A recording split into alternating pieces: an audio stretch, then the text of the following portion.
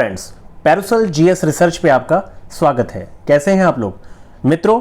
BPSC आपकी 67th BPSC में जो प्रश्न गलत थे, बहुत अच्छे से उसका फिर से मैंने एक एक प्रश्न को बहुत कायदे से रिव्यू किया और रिव्यू करने के बाद सामने 5 प्रश्न निकल के आए जो कि बिल्कुल मतलब तय बात है कि इनमें परिवर्तन किया जाएगा।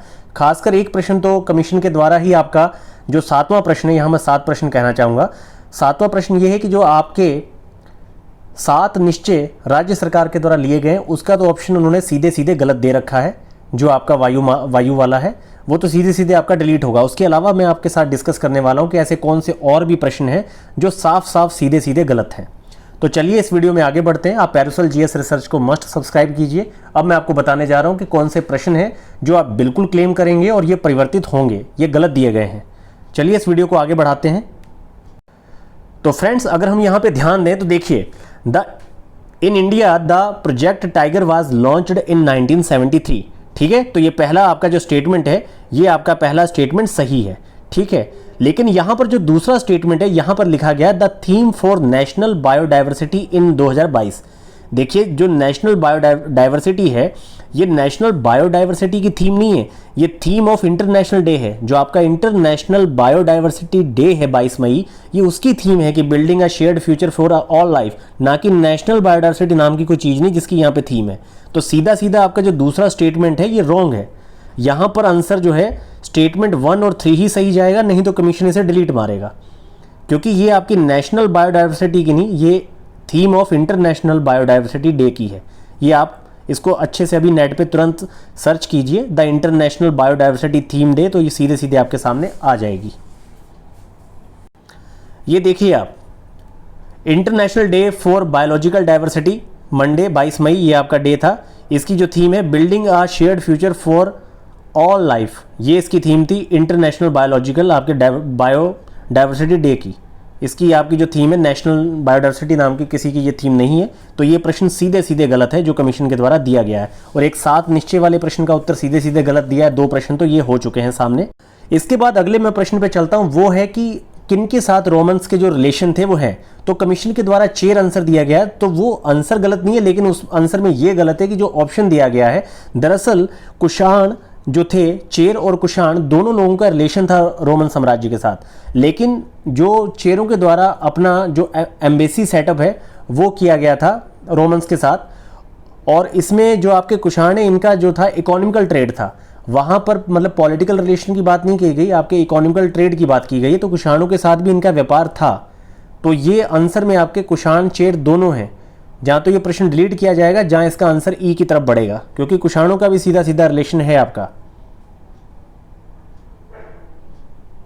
तो आप इस प्रश्न में देखेंगे हु इस्टेब्लिश्ड ट्रेड रिलेशन, तो ट्रेड रिलेशन आपका कुषाण के साथ है सीधे सीधे।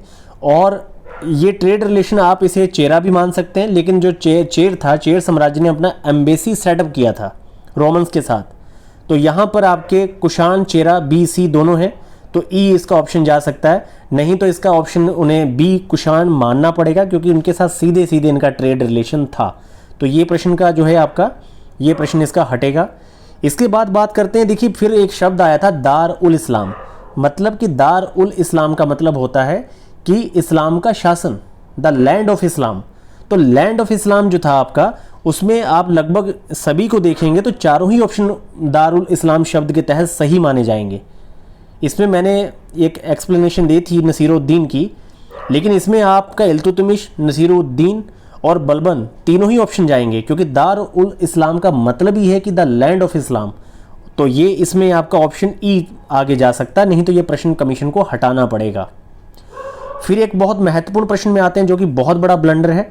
वो ये है कि which of the following were the social reform introduce by William Bentinck. तो देखिए, एबोलिशन ऑफ सती है, एबोलिशन ऑफ स्लेवरी को हटाया गया है, लेकिन removal of disability due to change of religion, मतलब कास्ट डिसेबिलिटी जो एक्ट है 1850 का है, और ये आपका लॉर्ड डलहौजी के टाइम पे आया है। मतलब ऑप्शन नंबर 3 भी नहीं होगा, जहाँ तो ऑप्शन नंबर 1 और 4 हो, जो कि ऑप्शन में है नहीं, तो ये आपका ई की तरफ बढ़ जाएगा, नहीं तो ये प्रश्न ही गलत है इसमें जो है आपका, क्योंकि removal of disability due to change of religion जो है ये कास्ट डिसेबिलिटी एक्ट 1850 के तहत हुआ था, जो कि आपका लॉर्ड डलहौजी है आपका इसका।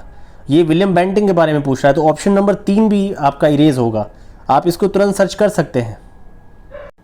ये रहा आपका the caste disability removal act 1850। तो ये आपका जो आंसर है इसमें विलियम बेंटिंग नहीं होगा, ये डलहौजी का है। और जो कुशाणा का डायनेस्टी का जो डिप्लोमेटिक कॉन्टैक्ट है रोमन एम्पायर के साथ था। तो इस तरह से मित्रों हमने यहाँ पर देखा कि एक तो 7 निश्चय वाला प्रश्न जो सीधे सीधे गलत है, उसके बाद हमने यहाँ पर आपका नेशनल बायोडाइवर्सिटी देखा जो कि आपका इंटरनेशनल बायोडाइवर्सिटी डे का है थीम। तो तीसरा प्रश्न ये हो गया, सॉरी एक आपका 7 निश्चय का हो गया, एक ये नेशनल बायोडाइवर्सिटी वाला दूसरा प्रश्न आपका हो गया। इसके अलावा तीसरा ये कुशाणा वाला प्रश्न हो गया। चौथा ये प्रश्न है जो आपका एबोलिशन वाला जो द कास्ट डिसेबिलिटी एक्ट 1850 ये हो गया। फिर आपका दार उल इस्लाम वाला प्रश्न हो गया। उसके अलावा यहाँ पर जो आपका है, तो मित्रों आप इन सब सोर्स के बेस पे क्लेम सीधे सीधे कर सकते हैं। आपके सामने है प्रश्नों के उत्तर, इन प्रश्नों को सीधे सीधे क्लेम किया जा सकता है क्योंकि ये गलत है। विलियम बेंटिंग के टाइम पे removal of disability due to change of religion नहीं था, ये कास्ट डिसेबिलिटी एक्ट है 1850 का, तो ये ऑप्शन नंबर 3 एलिमिनेट होगा। इसके अलावा वो नेशनल नहीं, आपकी इंटरनेशनल बायोडाइवर्सिटी डे की थीम है, तो वो सीधे सीधे गलत है। 7 निश्चय वाला प्रश्न तो सीधे गलत है, वो कमीशन के द्वारा गलत दे दिया गया है। तो ये कुछ प्रश्न हैं जो सीधे सीधे आपके चेंज होंगे, इनको आप बहुत अच्छे से मतलब सही से क्लेम करिएगा, ये सारे प्रश्न चेंज होंगे। तो फ्रेंड्स इस वीडियो में यही सारे क्वेश्चन है। पूरे पेपर को रिव्यू करके और भी जो ऑथेंटिक सोर्स होंगे मैं आपके साथ सारे सोर्स को शेयर करूंगा। तो अगली वीडियो में आपसे फिर मुलाकात होगी। आप पेरिसल जीएस रिसर्च को जरूर सब्सक्राइब करें। अगली बार इस पे और अच्छे से पूरा गहन अध्ययन करने के बाद आपके साथ विचार विमर्श होगा, और खासकर मेंस की तैयारी को कैसे आपने दिशा देनी है उस पर कल हम मेंस के पुराने क्वेश्चन को डिस्कस करके एक सही स्ट्रेटजी के साथ आगे बढ़ेंगे।